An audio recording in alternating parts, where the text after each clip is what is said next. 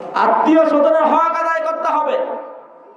গরিব মিসকিন অসহায় তাদের হকের প্রতি যত্নবান হওয়া।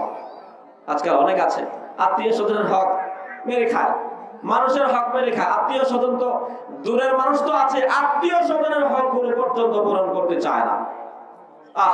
বোনের ওয়ারিস দিতে চায় না, ফুফুদের ওয়ারিস দিতে চায় না, ভাই ভাইয়ের সম্পত্তি লুণ্ঠন করে, জোর করে আত্মসাৎ করে, এগুলো নিষেধ।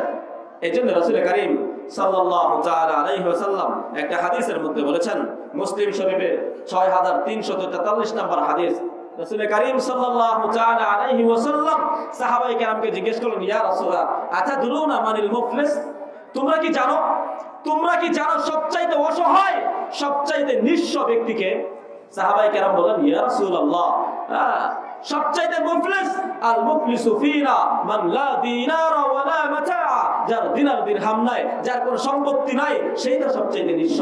নবীজি বললেন, না না না, আমার উম্মতের মধ্যে ইন্নাল মুফলিসা মিন উম্মতি, আমার উম্মতের মধ্যে সবচাইতে নিঃস্ব সবচাইতে অসহায় ওই ব্যক্তি, যে ব্যক্তিটা মাইয়াতি ইয়াউমাল কিয়ামা, যে কিয়ামতের ময়দানে আসবে বিসালাতিন ওয়া যাকাতিন ওয়া সিয়ামিন, পাহাড় পরিমাণ নামাজের সওয়াব থাকবে, যাকাতের সওয়াব থাকবে, রোজার সওয়াব থাকবে, কিন্তু পাশাপাশি দুনিয়াতে কারো হক নষ্ট করেছে, কাউকে মেরেছে, কারো সম্মানের আঘাত করেছে, কাউকে হত্যা করেছে, এই কারণে ওই কারণে দুনিয়াতে যাদের হক নষ্ট করেছে, আখিরাতে তারা এসে তার বিরুদ্ধে মামলা দায়ের করবে, আর তারা তাকে তখনই মাফ করবে যখন সে তাদেরকে তার নেকিগুলো দিয়ে দিবে।